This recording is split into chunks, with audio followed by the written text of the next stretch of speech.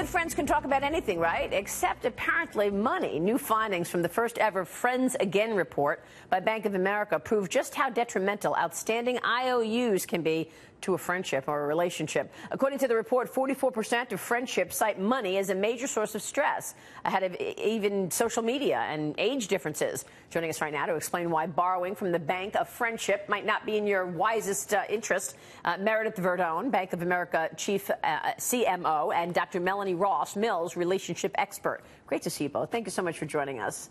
So this study talks about lending people money, trying to ask for it back. Tell us what struck you most about this study. Yeah, it's really interesting, Maria. People don't mind giving money out at all, so people are lending money. We see everyone's lending money. What's interesting is not everyone is paying back the money, right. And people really feel awkward about asking for the money back. And what's interesting, 40% of the people in this study said they would end a friendship if someone didn't pay them back. Wow. And it's not even that much money. About 80% of the people said it'd be $500 would be the threshold. But if you even drop down to $100, 40% of the people said, I'm going to end this relationship. See, I'll be honest.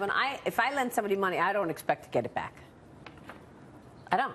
Well, a lot of people realize that, and they're not getting it back. And friend. If you're lending a friend, But the problem is you run into them again. So what we're seeing is avoidance. That people say, I'm not going to show up at that party, and they don't want to deal with them, and they don't even want to send a text because this whole feeling of avoidance, because actually they know they owe someone money. And if you're avoiding somebody, that's obviously impacting the relationship. Exactly. And life's about connection, and so that's what's so interesting about the Bank of America Friends Again report, is it's showing us it's causing major division in friendships by not paying back our debts. What we owe. But sometimes lending or borrowing is unavoidable, right? I mean, 36% of the people said that they are willing to end the friendship over $100 to $500. So how do you do it? How do you ask your friend, look, I need the money back? Well, the good news is now with technology and with peer-to-peer payments, so Bank of America, if you go into our mobile app, it's a really easy way that now not only can you send money, but you can request money. So all the banks now are on a platform called Zelle, which is a peer-to-peer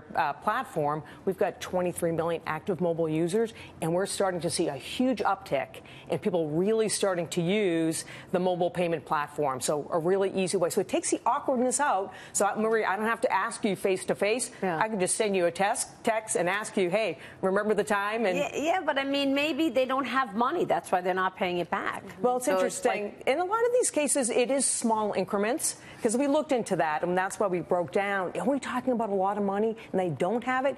It's more forgetfulness. It just, time goes on, you forget, and maybe convenience forgetting. The fear of confrontation, though, I think is what you hit on earlier, and that leads to unpaid debts, right? Yes, I mean, if you're afraid to face somebody because you feel like you owe them money, that ruins the relationship right away. Exactly, which is what is so fabulous about this system, this app, that you can immediately just deposit $5 and say, I'm caring about this loan that I took out. I can't pay much, but here in goodwill, I'm actually giving you as much as I can right now, which means the world and brings you back together. How is the overall credit story? I mean, are people paying back? Are you seeing stress on the consumer right now? What are you seeing from that standpoint? So we are starting to, the economy's healthy, so we are seeing that, and we're really trying to use this effort to try to pay people back. And so we're calling the campaign Pay Back a Friend. So the whole idea is on October 17th, we're going to have Pay Back a Friend Day to create a day, one day, to say it's okay, forget about what happened in the past, and really start to just pay back the debt, and to make it really easy to do and stress-free. Do friends loan money that often? I mean, it's interesting that you have a whole campaign about this. I didn't realize this was so, prevalent. It is really prevalent, and it's friends and it's family, too. So I think we can all relate to those examples of family gatherings where people, that's true. Family vacations, where maybe one of the siblings maybe didn't contribute exactly the same amount as the other. So this is really a universal truth. All right, we'll be watching. Great to have you both on the show. Thanks, Maria. Thank you so much. Meredith Verdone and Dr. Melanie Ross Mills there. We'll take